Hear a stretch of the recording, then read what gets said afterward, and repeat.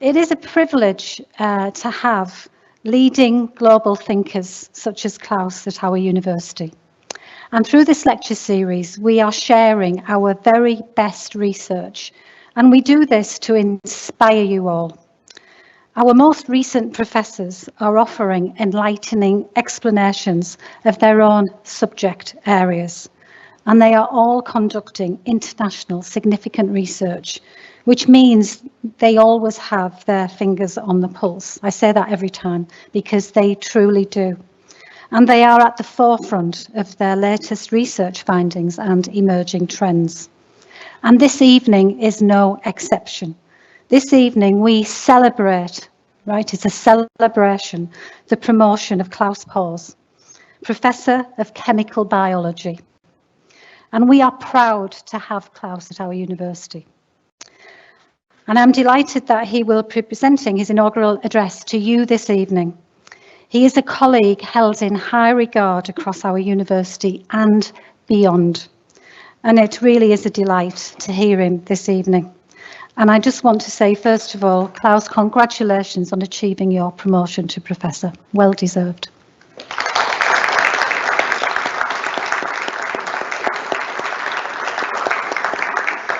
Now, Klaus has helped me this evening because he's provided me with a lot of really interesting things that I didn't know about him. I feel a bit bad about that. I obviously don't get out and about enough. And also for the Associate Dean of the Faculty of Life Sciences, who's contributed as well to helping us to present this lecture in the right way. So I know that your family is immensely proud of you, Klaus, and they are here with you today and online. So I want to make sure that we let everybody know that your sons, Oscar and Lewis, are here tonight. Do you want to stand up and give a wave to everybody? Hi. And don't they look immaculate? They're here with their mum Cheryl and her husband Isra and their great-grandma Agnes, Nana, it's Nana I understand, grandparents Peter and Lorraine, Uncle Hussein and Auntie Gretchen, and a warm welcome to all Klaus's family in Denmark, Mum Lisbeth, Dad Fleming and partner Bertie, brother Kim and partner Bridget, and their children Josephine and Oliver and Auntie Bertie. Now, I wish I could say I had family of that extent, you know, and out of the country as well. What a cosmopolitan family. So the university's mission is to drive sustainable social and economic development through our outstanding teaching and research. And with these lectures, as I've said, we're really celebrating our newly appointed professors and the world-class research that lies behind the accolade. Our values of trust, inclusion, innovation and excellence drive our research strategy. And there is no doubt about it, when you hear of Klaus's research, you will realise the touch points that he has with innovation, with excellence, with trust and excellence. Our Institute of Cancer Therapeutics is world renowned for research, for its training and for its partnership work with industry and with strong engagement with the local community. In Bradford, it is the home of multidisciplinary teams, and they work together to make fundamental discoveries and take them to the clinic. And a lot of people at Bradford say that's what's unique. We take things from fundamental discovery to the bedside. And that is an amazing achievement. We're working across that whole pipeline to add value to people's lives. And Professor Klaus Pors is the embodiment of that drive and ambition. Klaus was born in Aalborg in Denmark, where he grew up with a passion for sport. Now, this was a new thing for me. Not so much a passion for school. His dream actually was to become a professional footballer. Wow. But sadly, it wasn't to be. So too many injuries, apparently, and hospital visits earned Klaus the dubious nickname Glass Ben, or legs of glass.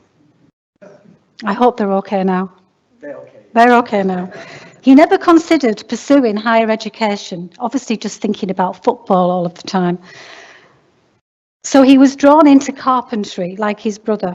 However, apparently there were no vacancies for apprenticeships at the time. And he did, however, think that science was pretty fun, pretty groovy, pretty something that was, down there, pretty edgy. So especially chemistry. And he loved chemistry lessons in the laboratory with all of these magic things that go on in the laboratory, colours, solutions, explosions. I'm trying to get them interested in chemistry. Yeah. Blue gas and fire. But after high school, he decided to explore the world, embarking on a trip to Asia, Australasia, and the US. So during a chemical engineering degree in Denmark, you had an Erasmus placement at Leicester and learned how to develop new compounds to potentially treat malaria. And it was a life-changing experience to realise that organic chemistry could be used as a tool to develop new medicine. Organic chemistry. And I don't think that was always known, was it? And still today, a lot of people really don't understand the value of organic chemistry. So Klaus returned to complete a degree, but realised it was only the stepping stone to his career. Undertaking a PhD in anti-cancer drug discovery here in the UK was the start of a journey in research at the interface of chemistry and biology, with a focus on the discovery of new medicines to treat cancer diseases. I mean, what an ambition, to want to follow that path to treat cancer, which is still a huge problem across the world. So Klaus was appointed to the Yorkshire Cancer Research Funded Lectureship at the Institute of Cancer Therapeutics here in 2005. And driven by opportunities to turn his research hypotheses into commercial products and therapeutics with clinical potential, he's been a key member of contributing to building the capacity and infrastructure in cancer drug discovery and helping to shape the vision for the Faculty of Life Sciences.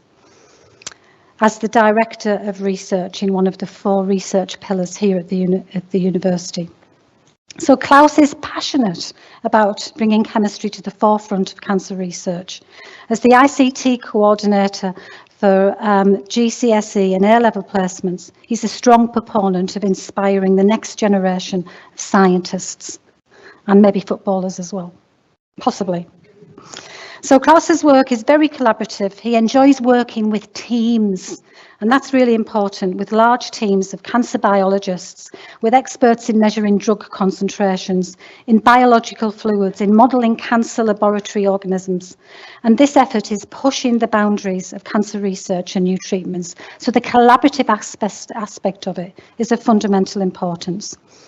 Klaus has served as a committee member on the British Association for Cancer Research and an editor and chair of the AACR's Chemistry in Cancer Research newsletter.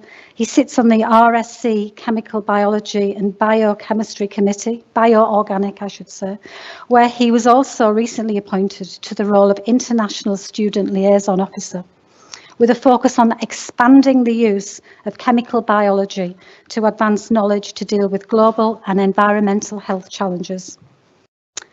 Now then, remember Klaus's first love? Football, yeah. Well, it still features in his spare time. He has coached football at Salts Juniors, and his own sons have taken up the mantle of wanting to play and playing football. So his days are filled with academic endeavour and football passion. So he's also still playing football, I understand. Yes. You need to be careful, right? You need to be careful. We need you here in the labs.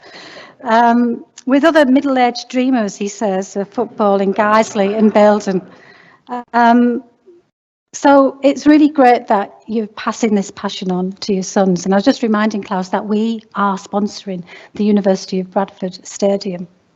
Yeah, and if you want to get down with us to the football club, just let us know. Yeah, we've got tickets. Yeah. So back to the more academic side of things.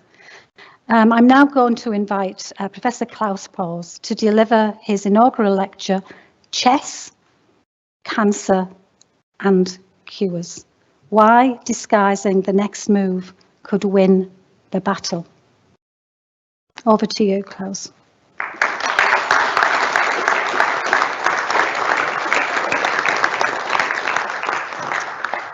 Thank you very much, Shirley. Can you all hear me? Right. So first, the technology. Okay, so I had a conversation with my youngest son, Louis, on Sunday about being a little bit nervous before a race. So also we do athletics in the family, and we were at a competition on Sunday, and Louis was a little bit nervous before his sprint. And I said, it's okay to be nervous. I'm also nervous. You'll see on Tuesday. So today is Tuesday. It's my turn to be nervous, Louis. So you've heard a little bit about the background. I'll try and take you on a little journey over the next hour or so. I hope I can find the right balance between telling the story and also giving you some scientific highlights. Okay, so shall we start with a little bit of chess? I'm not an expert, but I want to try and give you an image of trying to treat cancer. So one thing that also we did when I was growing up was every Christmas we used to have a chess tournament in the family. I was too young to play chess, so I was only really observing. But it always fascinated me how to play chess. But nobody wanted to actually teach me how to play chess, apart from my granddad. And my granddad is on the second photo there. He always had lots of time to tell me about how you could potentially beat the opponent. I didn't really carry on that, but I did play some chess. But my brother in the third photo there, who's about to doing the move, is actually playing chess in a local club in Aalborg in Denmark. Now, the cartoon there in the right top corner is kind of, to some extent, giving you a metaphor of what it means for a patient maybe to go into a treatment. It can be quite daunting. For those that are playing the chess there, you can see obviously in a jovial way how some of the pieces there are afraid. Some are very aggressive and want to go into fight. They can do this, and actually patients are a little bit the same. Some are very afraid before, and some wants to take up that fight and the battle. We can help the patients. We can help them by developing better medicine. So I'll give you a few simple chess openings. Okay, chess is a complicated game. Cancer treatment is a little bit the same, actually. I won't go through the moves, but just to say, you can see there's a blue arrow there. And when you move that piece, that pawn on the chessboard, it's called the French defense. When I was playing as a kid, I didn't know anything about it. I was just moving the pieces. When the opening gets a little bit more advanced or a slightly different game, you can do another move. Again, the blue arrow is called the King's Indian defense. The other person is actually doing a move that is called the King's Indian attack. It's better to be on the attack when you're trying to treat the cancer than on the defense. And just to show the flag, there is a Danish chess player, Bent Larsen, who's probably one of the best in Denmark ever to play chess, who created this move that you can see with the white pieces where the pawn is moved one step forward. And it's quite an unusual move because in chess you want to control the middle part of the board. So if you start in one of the sides, it's a little bit unusual and the opponent doesn't quite know what is to be expected there. Now, if you are a professional chess player, you probably already know what's going to happen here. But in terms of cancer treatments, the way that we treat patients in the clinic is not by doing something unusual. You try to do things that you know will work, because preclinically, people around the world have proven certain things that can inform the clinicians of how to treat the patients. So we have a role to play, and hopefully I'll touch on some of this as we go along. So that was a little bit of chess, and I want you to sort of stay in that frame of mind. Cancer and cures. I've been involved with research focused on different breast or cancer types, and one of them is breast cancer. So I'm just going to show this as an example. So as you can see on the figure up there, here on the right side, we've known about breast cancer for thousands of years. So it's not something that we didn't know about. But actually, it's only over the past 50, 60 years that we've really understood breast cancer biology and how to develop new treatments to treat breast cancer. So a few facts up there. Almost 9 in 10, or 85% of women survive breast cancer for 5 years or more. Every year, around 11,500 women and 85 men die from breast cancer in the UK. And breast cancer is the leading cause of death in women under 50 in the UK. When is current treatment insufficient? Well, it's particularly insufficient in what we call metastatic cancer. So this is where the cancer has spread. And we need new treatments to treat those more advanced stages of the cancer. So I'll put on 30 women there, assuming they've got breast cancer as an example. If you go back to the 70s or 80s, when we treated these patients, we would treat them with the same type of drugs. Some of them would respond quite well. A lot of them wouldn't, because the drug wasn't tailored to their breast cancer disease. We now know that actually breast cancer is not just one disease. You can divide it into molecular subtypes. So for example, hormone receptor positive, something that is called HER2 receptor positive, and something that is called triple negative. And even those categories are a little bit simplified. But instead of treating all the 30 patients with the same type of drugs, you can now put them into different groups and treat them with more specialized treatments, depending on what the marker the tumor has. So this could be estrogen receptor positive, progesterone positive, or Herceptin positive, or cancer type that is called triple negative. Triple negative means that it doesn't have any of those, and they're not very effective treatments for that molecular subtype. So the treatment options we have available are probably not surprising to many of you. Surgery is the most effective one that we have. So if you can diagnose the tumor at a very early stage, there are pretty good survival chances. We can also use radiation therapy, chemotherapy, or hormone-targeted therapy, or a newer type of therapy we call personalized medicine or precision medicine. There is also one more modality that is coming through, which is called immunotherapy. So I just met our previous clinical director outside, Chris Twelves, and he and some colleagues wrote this review in 2016 about cytotoxic chemotherapy, that it's still the mainstay of treating metastatic breast cancer. What is metastatic breast cancer, and what sort of drugs do we have? So I've listed some of the most common ones that we would use to treat that type of aggressive disease. All those individual drugs all have a story. Lots of years of hard work to develop these drugs. It's not easy. Unfortunately, when we get to treat patients with more aggressive stages of cancer, they're very difficult to treat. So we're looking at extending overall survival rates rather than cures. So can we do a little bit better here? And that is bring me on to the topic of disguising the next move that might be able to get us closer to cures. So think about the chessboard, think about trying to do the right move at the right time, and combined with what I'd like to think of as the Trojan horse concept, that you mask your soldiers, you mask your weapons, and bring them into the heart of where the battle is. If you can do that with a tumor, we can bring really potent compounds to the tumor, and we can release these within the tumor. We should be able to reduce side effects and more impact on the tumor. Now it gets a little complicated. Here's a schematic that will discuss a little bit about the tumor microenvironment. The tumor microenvironment is very complex. It is one of the things that we don't understand very well.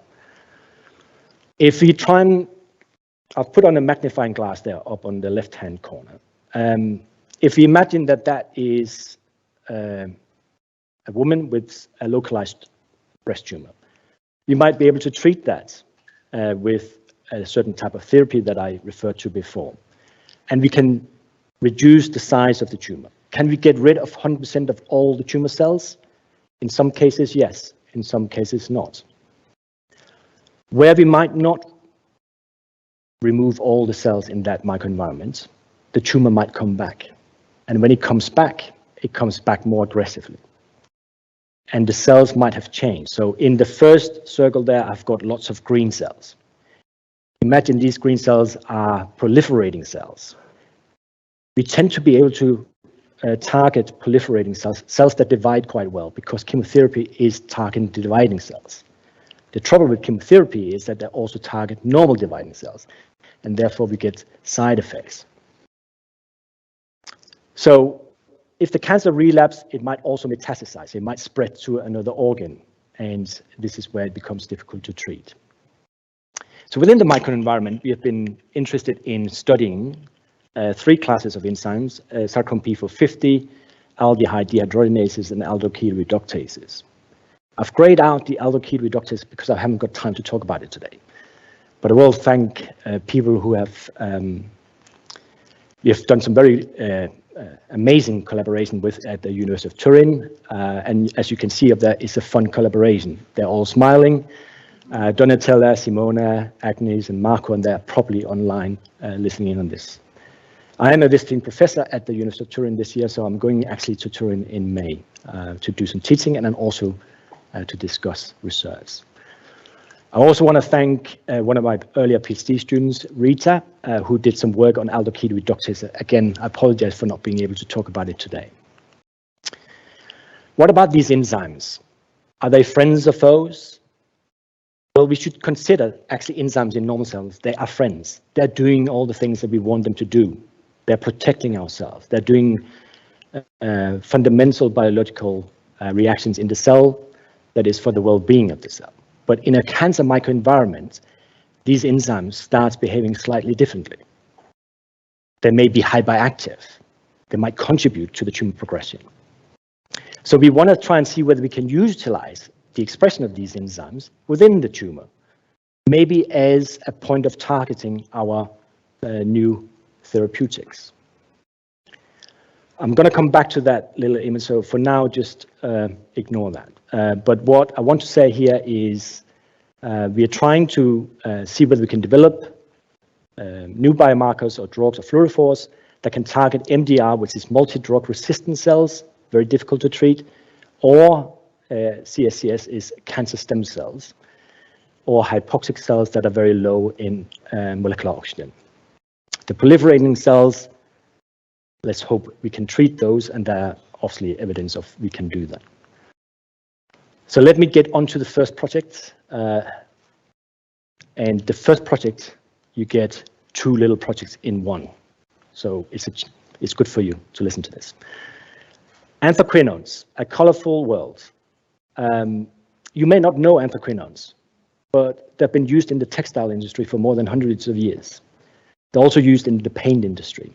And as I was researching a little bit for this talk, I came across an artist, Catherine, who I think might also be online. And we spoke online last week. She spoke about her passion for colors, and I spoke about my passion for colors in 2 different contexts. On her webpage, she says, anthraquinone blue has become one of my go-to colors. It is an exotic, sensuous blue, sure to seduce you with its charms.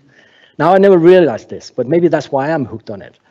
Because in the lab, these compounds are very colorful. And a lot of the potential compounds we can use to treat cancer cells are actually blue. I'm going to give you some examples of that.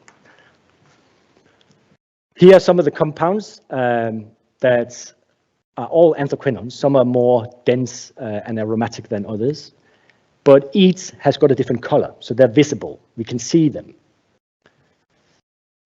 But the compounds that we're interested in, we're trying to look at a part where we can't see the color. We're trying to push these anthraquinones from the visible region that we can see with our eyes into what we call the far red zone. And if we do that, and we try to do a little trick with these in that we inject some energy into these compounds, we can increase the energy level of those compounds up to a higher energy state. And when they go back to the ground state, they will fluoresce. And that's quite useful when we want to try and study cell behavior. So up here we've got Laura, who was my first PhD student. She's now in San Diego working for AstraZeneca. She seems also to have digressed a little bit. She's also, I think, guiding people how to surf. She's also a yoga teacher. And I'm not quite sure how she gets time to do all that, but she does.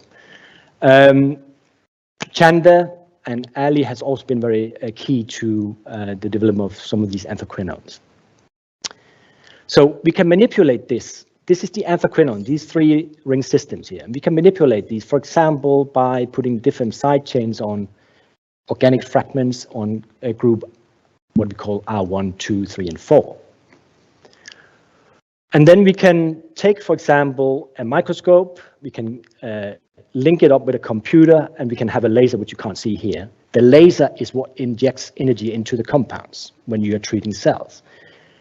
You then inject the higher, you get the compounds up to a higher level of energy, and then it will fluoresce as it goes back down. And you can use that to map out different compartments in the cell. So let me try and illustrate this. You're out in the countryside, it's dark, you're driving your car, you have the short beam on. There's no light.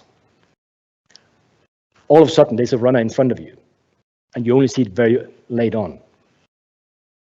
And we can see a little bit here, you can see the road is sort of lit up, but apart from that, there's a little bit of movement, but we don't see much else. There's a little bit of light over there. What if you put the long beam on? All of a sudden, everything can be seen. You can see the runner, the road is almost bleached out. There's some gray area over here where there are no details. You have the sky over here. Presumably all the white bits are stars, or if it isn't, it's just an artifact. That's probably too much light. Can we do something in the middle so it becomes better for our eyes to see? If we take that analogy and we go into a cell, here is a cell. It's a very simplistic cell, but what it's got is it's got the nucleus there, where we have our DNA. We have got a cell membrane, and we have the cytoplasm and a few other things, but let's not focus on that right now. If we take an anthraquinone and we modify it on these, one of these or 2 of them, and we put on some organic elements where we know that we are not able to get fluorescent properties, this pretty much looks like it. You can hardly see it, but there are actually lots of cells here. But that anthraquinone doesn't have very good fluorescent properties. Let's go to the bottom scenario. We have something that works, but maybe works too well. So we don't see the nuances, the details in the cell. So here you've got the nucleus, you have some fluorescent in the cytoplasm, and it kind of maps out the whole cell. But we don't necessarily see all the details. What if we put on some reflexes on the runner here? But we only do it on the arms so we can see the movements. Imagine what happens in a cell. It means that although we are just seeing still cells here, you can see the fluorescence is now around the nucleus. So this is perinuclear fluorescence. And we might be able to use that to study something around the DNA. Can we do a little bit better than that? What if we put reflexes on the shoes? Maybe then we can start looking into more accurate details of what's going in a cell. There's a white little dot there, there's one down there. That might, again, be an artifact. It might mean nothing. It could also be a very crucial event in the cell. So the anthraquinones are fluorescent, and they're really useful for many reasons. They're also useful, for example, to study what we call spheroids. So spheroids are like mini tumors that we can grow in the laboratory, but they do not have blood vessels. That's one of the main differences. So with Rachel Arrington in Cardiff, we have worked on some anthraquinones with Laura, the first PhD student, so it takes us some years back. And we have come upon one of the reagents that we have developed further, DRAC9, which is now commercially available. And we can use this to study cells over several days. A lot of fluorescent probes are toxic, so you can only study them for maybe 24 hours or a little bit longer. This probe here we can use to study cell behavior over several days. It's non-toxic. And what it seems to be doing is, there are two different probes here. There's DRAC7, which is a probe that stains dead cells. DRAC9 is the fluorescent probe that stains all these other cells, and they're moving into a spatial sort of setting. So we get more of a three-dimensional orientation of the fluorescence spectrum. Here is a merged image of the two fluorescent reagents. Now, here's an ambition. Can we develop better fluorescent reagents so we can start tracking maybe some cells that might escape the local environment? Maybe these mesenchymal stem cells that might, like a chameleon, change its behavior when it goes into the lymphatic system or the blood vessels, and change behavior as they float through the blood vessels and might end up in another organ and then go back to its origin cell. We don't really fully understand this process. Some people believe that it doesn't even exist, but I think we can develop better fluorescent probes that can monitor some of this as cells are moving. So the second part of these endocrinones, and also using the fluorescent properties, is about the development of some compounds that can target hypoxic cells in solid tumors. So for all cancers, solid tumors probably make up around 90% of all cancers. So all solid tumors pretty much have got hypoxic areas to a lesser or more extent. So cells that are here, round about only 100 micrometers away from the blood vessels, start becoming hypoxic. So hypoxic is low levels of oxygen. And these cells don't get enough nutrients either. They may not divide as much as the cells around the blood vessels. Similarly, when we try to treat solid tumors, the hypoxic areas are difficult to treat because we can't get enough drug concentration there.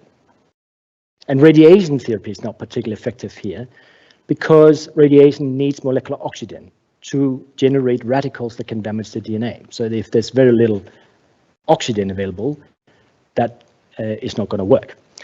A hypoxia-activated molecule is one that actually we turn this obstacle, treatment obstacle, on its head and turn it into an opportunity. So we design molecules that can particularly target these cells, but are very effective in the cells around the blood vessels. Okay, so let me give you an example of this. Some of you will know it very well. I put up here a little giant and a little person standing on the shoulders there. So a quote here from Isaac Newton: "If I've seen further, it is by standing on the shoulders of giants." So one of the giants is this one. You will be familiar with him. It's Lawrence Patterson. I've kind of been in the slipstream of him for many years, so I've obviously picked up a lot of knowledge here. Let me just take you through this little concept. So Lawrence put this position paper out in '93, which is a long time ago, and he actually argued about the use of these diene oxides as potentially hypoxia-activated molecules. How do they work? So this is the endocrinone.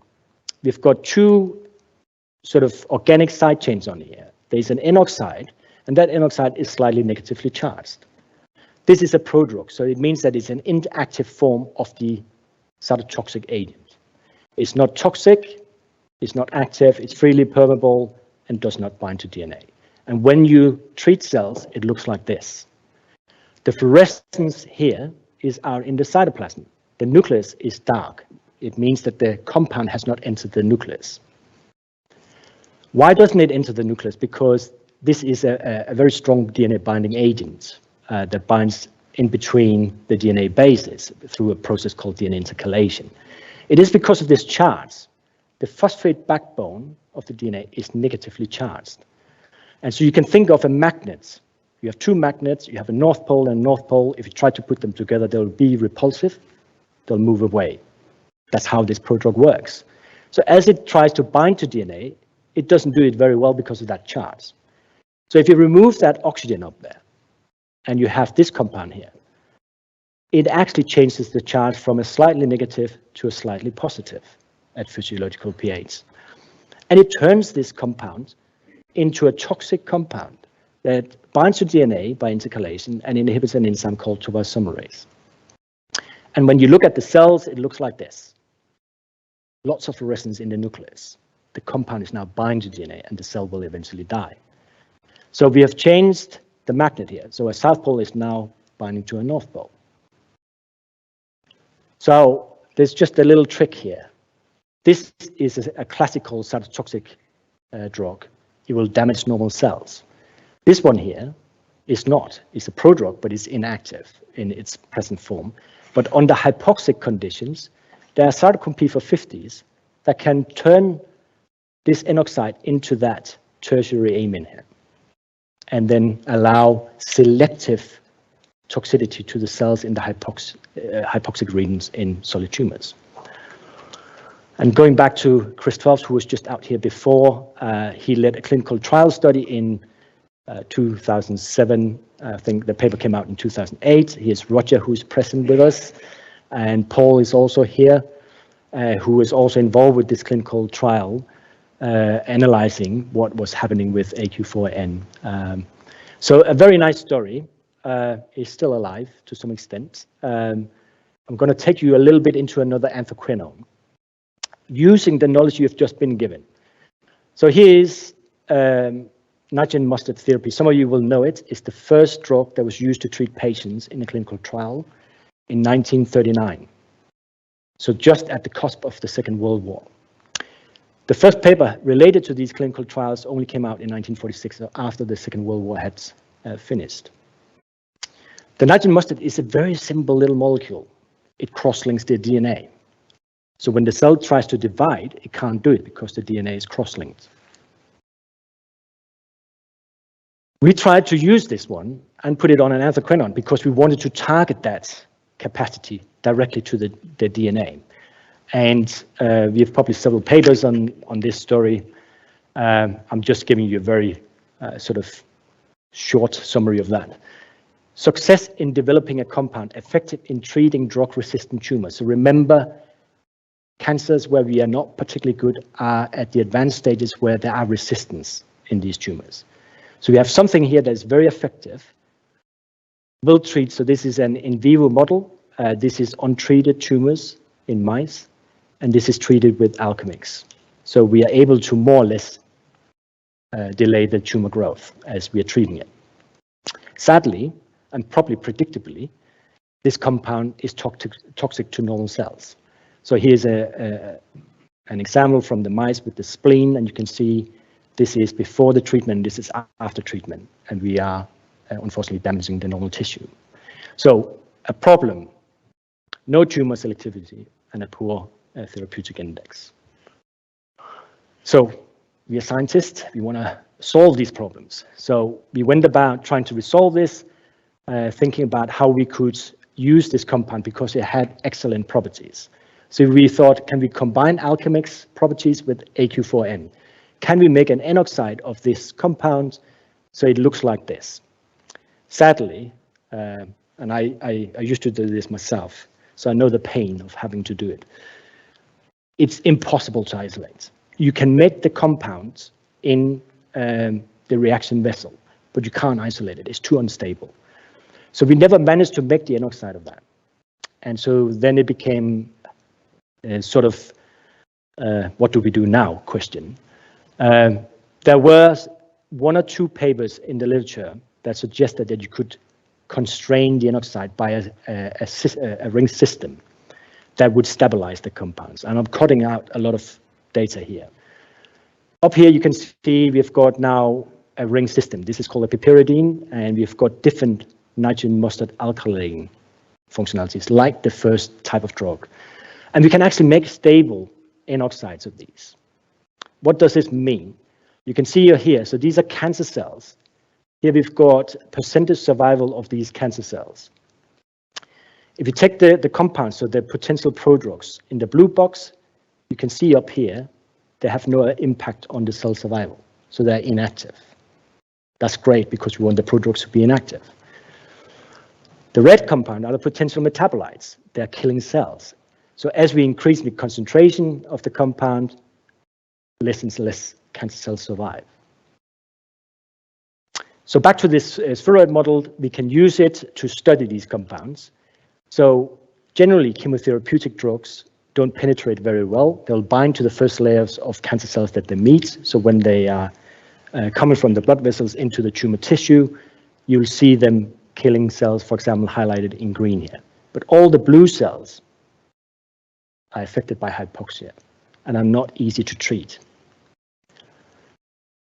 But when we treat them with our compounds, the red box here were the cytotoxic compounds.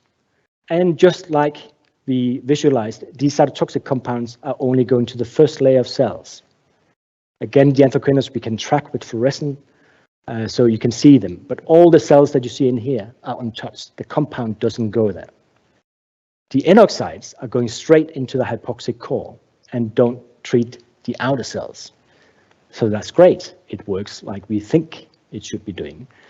And we know that under hypoxic conditions, that the prodrug is turned over to the active compound and then it causes DNA damage. And this is what this figure here shows. It shows damage to single strand breaks and double strand breaks. Busy slide. I apologize to Stuart, who's online. He's done some great work with a PhD student at the University of Nottingham, trying to combine radiation with our hypoxia-activated process and found some really amazing results. And we're trying to work out why they are amazing. And we've compared the lead agent KP167 with AQ4N, and in many models, we see a much improved effect in combination with radiation. So this is very interesting, and we are trying to progress this story. I'm going on to another project. These compounds are some of the most powerful compounds ever discovered in nature. They're called duocarmycins. They're first found in the Japanese soil. They're ultra-potent compounds that have a very unique selective mechanism of action. They evade traditional resistant mechanisms. So again, trying to combat the advanced stages of cancer. We have something that is very powerful here. But these duocarmycins also suffer from lack of tumor selectivity. So there are 3 recent reviews, and we are one of them here, and so is here one of my PhD students who in the final year wrote a very nice piece in this journal here, Drug Discovery Today, about trying to unlock the potential of the duocarmycins. Where there's probably even more interest is in this paper here, trying to combine a duocarmycin with an antibody that is selected for tumor cells. So you're conjugating that. And this paper here is kind of a summary paper, really nice paper. It shows that nearly 600 papers have been published in this area of research just on duocarmycins. So Gretty, I'm showing here because Gretty, I think, is also here, has been fantastic in this project. Without her, I think it has been impossible actually to do a lot of the chemistry we have done. I'm showing her sort of in between these two because he's very much has got a share in this project here and in this new project that we are developing with Rob Faulkner, who's also here. We're trying to combine the duocarmycin with an antibody. I'm not telling you more about that, so you'll have to watch this space. Back to these giants. Here we've got 3 giants. I said there were nearly 600 papers published on the duocarmycins. Dale Boger at Scripps Institute has published more than 125 all alone with his group, which is a phenomenal effort. He's really shown mechanistically how these compounds work. 2 other groups, one in Auckland led by New Zealand and Lutz Tietze in Germany, has progressed some prodrug stories. I don't have time to speak about them, but some really elegant chemistry that is underpinning how we can potentially use these compounds also in patients. So very briefly, these compounds also bind to DNA. They don't bind to DNA by DNA intercalation. They bind by covalently binding in the minor groove, and they covalently bind an adenine. And this is basically what this chemistry here shows. This is very difficult to repair for the cell, and the cell will die as a result of it. So I like to call it re-engineering of the duocarmycins. So the natural products have got this hydroxyl group down there in the pharmacophore. And if you take this compound and you put it into a buffer or a cell, it will very quickly rearrange to give you the compound that can damage the DNA. And this is a process called the spirocyclization. So Lawrence is again here with Mark Searcy, who was my PhD supervisor for the final year of my PhD in London. And Mark actually worked with Professor Dale Boger, and he came from San Diego to London with a lot of enthusiasm for these duocarmycins. And I think between the two of them, they came up with this idea about this hydroxyl group is awfully key to how these compounds work. So what if you remove this hydroxyl group? You should be able to inactivate it. So therefore, you can't really, they shouldn't have any toxicity to the normal cells. And then they asked the question, if you use P450 expressed enzymes in the tumor, can you put that hydroxyl group back in and activate the compound in the tumor tissue? So I just finished my postdoc. I was in the process of finishing this, and this is me sitting there dreaming, thinking about how I could be involved with this project. And with Lawrence's Mark help, I wrote my first grant application. Really fascinated about this. Unfortunately, the panel wasn't so satisfied with it. So they failed the grant, and this was my first insight into academia. It's a hard place to be sometimes. But I got another opportunity to work with these compounds up here in Bradford, as Shirley mentioned, in a lectureship funded by Yorkshire Cancer Research. And up here we have developed more compound than probably we thought were possible to start with. Mark certainly showed me how to do it, and Helen Shildrick, I think, who might also be here, was a great support in leading some of those synthetic applications early on. And then again, of course, Goretti is here. So again, team effort. I can't really go into details with this, but these four guys here are also very key to the project. So in terms of the Sarcom P450 profiling, Mark Sutherland, who's now employed also by the university in an academic role, did a lot of the profiling here and created the models we are still using. Chris Sutton used proteomics to profile the P450s in cell lines and in primary cells. Steve has led all the in vivo efficacy studies that we have done, and Paul has been fantastic in terms of mechanistically trying to understand what happens in tumor tissues and versus normal tissues, and do we see the metabolites that we want to see. And actually this shows you the activated compound in the tumor tissue, but it's not present in normal tissue in mice. So this shows you that it's selective for the tumor, and we don't get any toxicity to the normal tissue.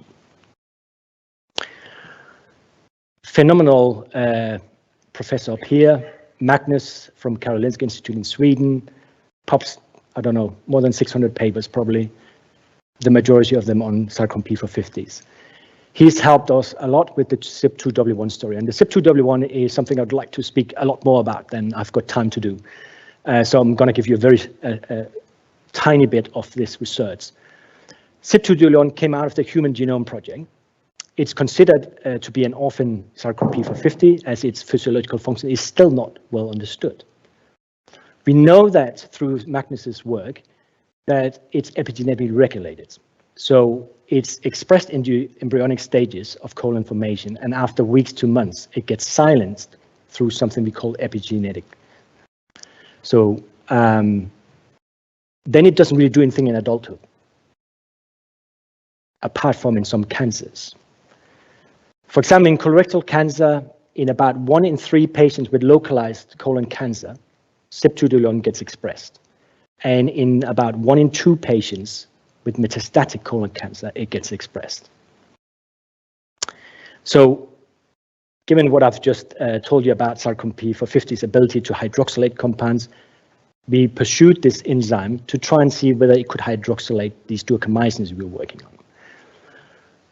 So this is the activation mechanisms. 2W1, we wanted to hydroxylate there to get you that intermediate compound that very quickly rearranged to give you that can damage the DNA and kill the cell.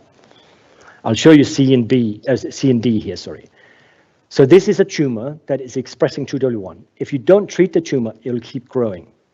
If you treat it with our compound here, 2706, we can delay the tumor growth. If we do the same type of treatment in the same tumor, but where we have been engineered not to express 2W1, we have no effect, indicating that CYP2W1 has to be present to activate our compound. I'm cutting out a lot of research here. I'm getting onto something that we're in the process of trying to dissect.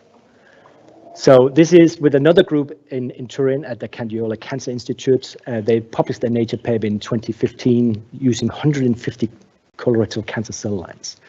We asked them to look at CYP2D1 expression in these 150 colorectal cancer cell lines.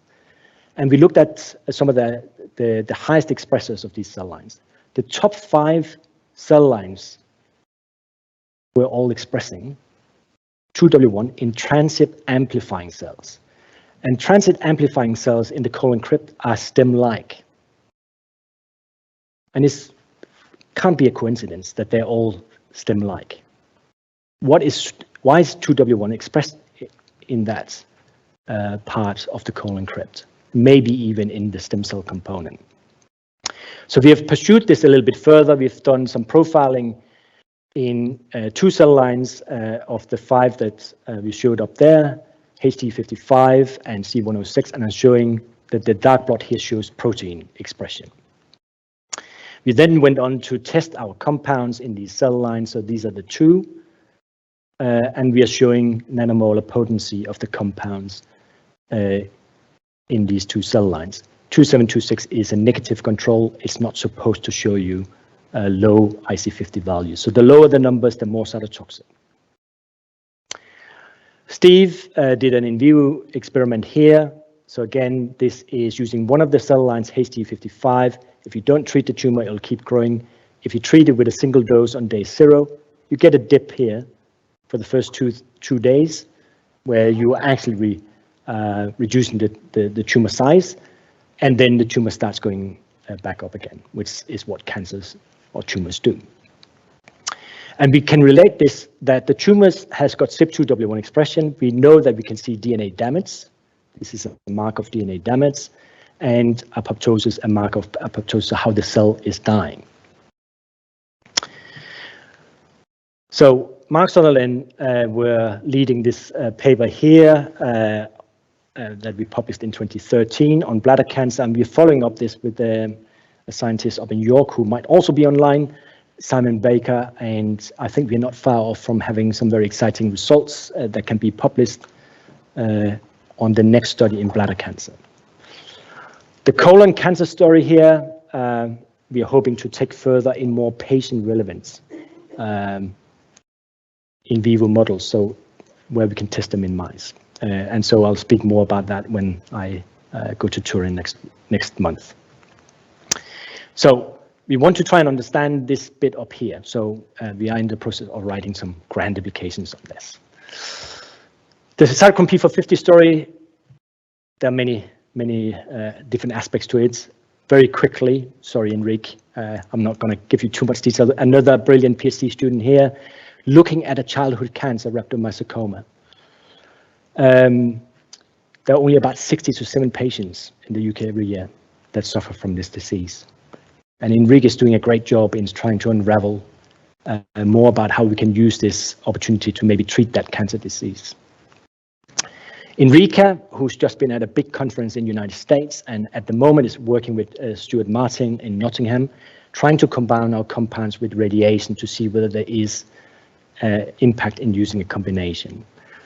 And then there's Sneha, who's also here, who's also involved, or was involved because he worked in the institute with me for a couple of years as a Schlumberger fellow, and she's now also in an academic position. But there's some more, hopefully, publication to come on that very soon. I can't not mention Daniela, who was also a previous PhD student who worked on head and neck cancer. And I don't know about you, but I've been to many of these graduations, and this is probably the best outfit I've seen ever. I don't know whether you're allowed to do it, so maybe I should flash forward very quickly, but she always had a cheeky side to her. So I missed that a little bit. The last project I want to talk to you about is this one here. Why do patients relapse? Models of tumor drug resistance. Slightly different tack to the two first projects I've spoken about. So I've mentioned a little bit about this before. So if you have a tumor and you treat it, if the tumor has got multi-drug resistant cells present in the tumor, they may be responsible for the relapse. You can have a different scenario where maybe stem cells are the reason for the relapse. Or it could be another scenario where, well, in this case here, you're actually enriching the stem cell population. It could also be here where maybe the stem cells or some of the proliferating are giving a mutation, or the microenvironment is giving a mutation, I should say, giving rise to another tumor population. What can we do about this? Here's an oak tree. If this tree is in front of your house, you're not going to get much sun into your house. So what do? You ask a tree surgeon to come and do a little job for you. More sunlight goes into your house, but what happens next year, or in 2 years' time, or 3 years' time? It grows big again. That's what happens, unfortunately, with cancers. Can we do something slightly different? What about if you look below ground? What about the roots? What if we do something to the roots? Maybe we can control the tree better. Maybe it's not the best analogy in this context, but certainly in terms of the tumor, that might work. So how does that look like? So a different strategy, such as targeting the roots, if you can eliminate the cancer stem cells. Some people call them tumor-initiating cells, but they are cells that can populate and grow as a tumor. So that brings me on to the last class of enzymes. I'll do this relatively quickly because I think we might be running over time. Aldehyde dehydrogenases. So in cells that are under stress, you get radical oxygen species that can damage proteins, RNA, DNA, and it may contribute to onset of disease. We're interested in 4 isoforms or enzymes in this family. So these have evolved to detoxify and protect cells. So aldehydes. Aldehydes can also damage proteins and DNA and RNA in the cells. But these aldehyde dehydrogenases can convert the aldehydes, whether they're endogenous or exogenous, into something that is not toxic, generally not toxic. So we wrote this paper here with Jan Moreb, who's a clinician in Florida, on the opportunity to develop biomarker and drug development for targeting these aldehyde dehydrogenases. So I've already kind of explained you this concept here, so I'll try and skip this, but we want to try and see whether we can target these very rare cancer stem cells. And if we can do that, maybe we can use them in combination with some standard chemotherapy or targeted therapy. As an example, I'm going to focus here on prostate. So prostate, this is normal prostate. We have got stromal cells, stem cells, luminal cells, and basal cells that make up the prostate. We've done some fabulous work here, and here's Norman Maitland up in York, who has basically told me everything about prostate cancer and prostate cancer stem cells. And one of the senior scientists in his group, Fiona, who's been very helpful in terms of progressing some of this research. I'm just going to focus on that one up there. So cancer stem cells, they're very rare. They're also very slow cycling. if they're cycling at all. And they're androgen receptor negative. So the drugs that we give to treat prostate cancer target the androgen receptor. So those drugs are not targeting the stem cell component. That might be one of the reasons why eventually patients on androgen receptor targeted drugs are not effective enough. So we need to do a little bit better there.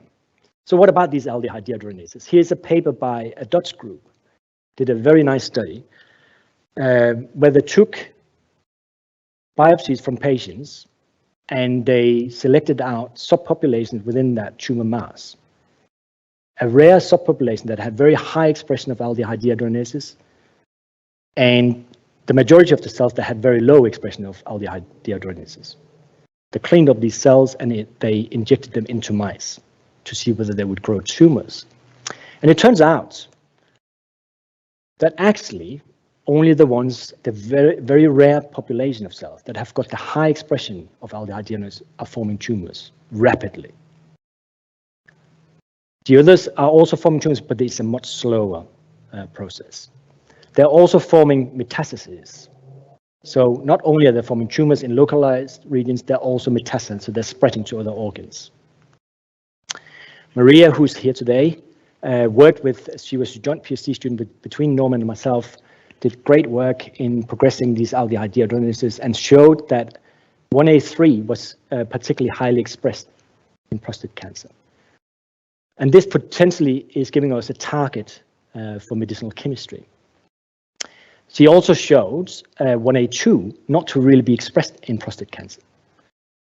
A previous study has shown that this is a candidate, a suppressor in prostate cancer. So actually normal prostate, it's highly expressed. And then when the normal prostate turns malignant, it silences the expression. So there is an epigenetic switch here that we might be able to use as a biomarker or to detect when prostate turns malignant, so turns aggressive. We've done some medicinal chemistry on this, and there's some great people who've been involved with this. Ali did a whole PhD of this with us. Vibo, who actually did his PhD in Pisa, but came to Bradford to do some work with us, is a computational chemist. And Beth, who's doing some work with us now and in the process of finishing her PhD as well, looking at how you can block the enzyme activity of these enzymes. So the computational chemistry is literally this. And again, there's a whole lecture on its own. But basically, we can study these if you have crystallized proteins to utilize. Then you can do it on the computer and you can model how compounds are blocking the active site. Once you know that, you can go into the laboratory to synthesize some of these compounds. So Beth here did lots of work in Barcelona, looking at the kinetics, at these compounds or at these enzymes and how we could block the functional activity of these. And Sneha, who I mentioned before, has also done a little bit of work in this study here, looking at the protein expression to each of these prostate cancer cell lines, and you can see the expression is not necessarily the same. So this cell line here has got 1A1, but these two hasn't got it. This one here has got PC3 and so on. Now I'm going to show you lots of results here. Don't worry about it. The higher the numbers, I'm showing you here DAB, which is a commercial inhibitor that is actually very effective in treating stem cells, but it can't be used clinically because it's unstable. And it's unstable because of that aldehyde there. But it's the higher the numbers, the less toxic. So we develop a whole bunch of compounds here. And for example, if you take compound 14, you can clearly see the numbers here are smaller than here. That means that this compound is more, it's got more potential in terms of targeting cancer stem cells and kill, not cancer stem cells, sorry, cancer cells and kill them. Using similar drug design approach, we have now focused our attention on 7A1 inhibitors. We are very close to have the first chemical probe and a manuscript ready for publication. Why is this important? The same Dutch group that I showed you before that did some very nice in vivo work has also done it with 7A1. And it turns out that there is a link to stem cells. And it also turns out that 7A1 is necessary for prostate cancer cells to acquire metastatic phenotype and form bone metastases. So when prostate cancer cells spread to the bone, we don't have any good treatment options. Could you inhibit 7A1 and prevent prostate cancer patients getting that metastasis to the bone? That would be quite exciting if you could. So we are at a very early stage of trying to explore this. Towards the end here, I got to mention this. I can't really mention this because it's a whole PhD here. I'm just showing you some of the results. But Lena up here did a great PhD in unraveling the expression and function of aldehyde dehydrogenase in colorectal cancer. And what she showed was that 7A1 was induced in 2D and 3D models that we grew in the laboratory under hypoxia. And that takes us back to the first project about hypoxia and how that is a treatment-resistant problem. So 7A1 might also be a targeting enzyme in those hypoxic fractions of solid tumors. We're also in the process of finishing this paper here, and I am the bottleneck. I think all people on that study have pushed me to try and publish this, and I will get there. That takes me back to the summary slide. So chest cancer and cures, why disguising the next move could win the battle. I hope I've taken you on a little journey with some details about some of the projects. I think globally we have to improve our knowledge of the tumor microenvironment. We have progressed some fluorescent probes that we think we can use to try and dissect a little bit more about that microenvironment. We have also tried and understand more of the enzyme functioning and the targeting of 3 classes of enzymes. We must develop kinder and smarter drugs. Think about the Trojan horse concept. We have been working on hypoxia-activated prodrugs and made progress on that. We are working on these duocarmycin prodrugs, and we are now also developing these antibody-directed conjugates using the duocarmycins as the warhead.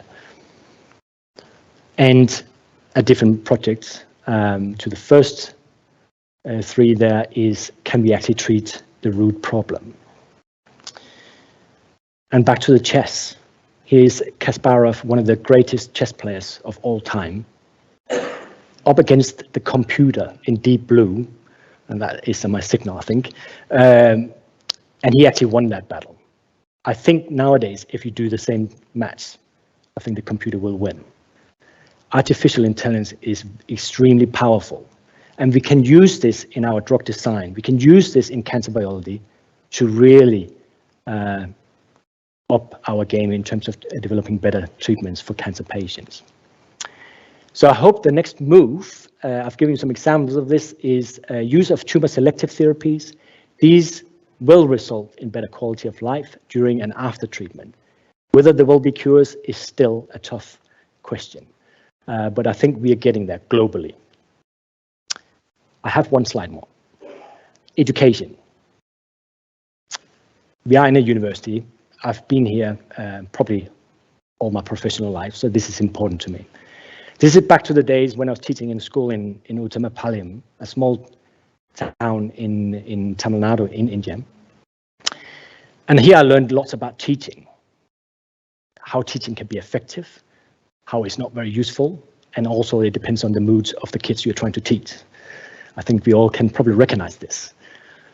I've been thinking about this little project about anthraquinones, A Colorful World. And I think there is a little project here on art meeting science and how that can be used in education. And Catherine, who I spoke to online last week, is also interested in this. So she's the artist, and we might be able to find something of common interest in this. I'm also talking to Royal Society of Chemistry about my passion about an educational book project about chemical biology in cancer research and how we can use chemical biology and educate the next generation. This is back to the school in 1998. A little bit slimmer, a little bit more hair. Where did those days go? Here is some of the pupils in the school. Here is Mutukma. Mutukma is online. And this is his mom, who sadly has passed away. So Mutukma at the time was hanging around the school where I was teaching. He was only 5 years old, roughly. He was fun.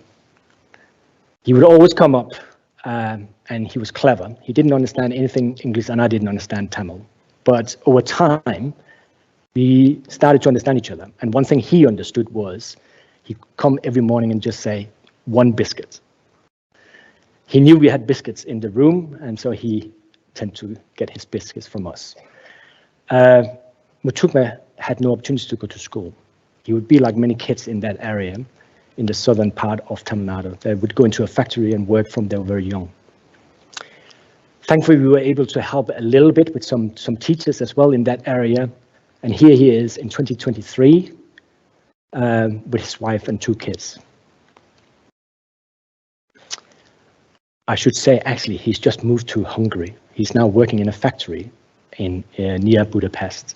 So he went from this small town in Uttarapalayam to Chennai, which is the biggest city in Tamil Nadu, where he started as a driver, a private driver. He then went to work as an apprentice in a company and worked himself up to become a manager. And now he's in Hungary. And this is what education can do. The final piece of information is for the students in attendance. Oscar Luz. I normally say this to the students. Are you sleeping? No, that's not really what I want to say. I want to show you this image here because I think this sums up me and probably sums up a lot of the students who have got doubts. You are much more stronger than you think you are. You have more capacity than you think you have. And we should always remember that. The final slide is just acknowledgements. I've mentioned a lot of the students that are, as we have gone along, and some of the key people in the project I've discussed here. Thanks very much to my amazing team. I want to say thank you to Paul Spittle, who showed me what organic chemistry can do. He's now working in New Zealand. Thank you very much to all the funding bodies. Without that funding, we're not able to do the research. I would also say to all these wonderful students here, some a little bit difficult, which happens occasionally, but generally good students.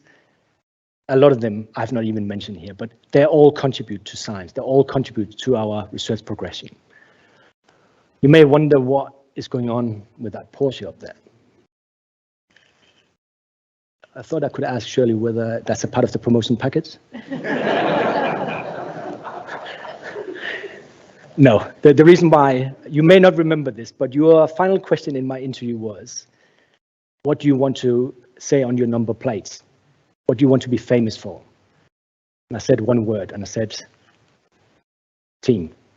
And you said, do you mean that? And I said, yes. And I think I've given you an account of that. So I'll finish here and say thank you to all in attendance and to the people online as well. Thank you very much.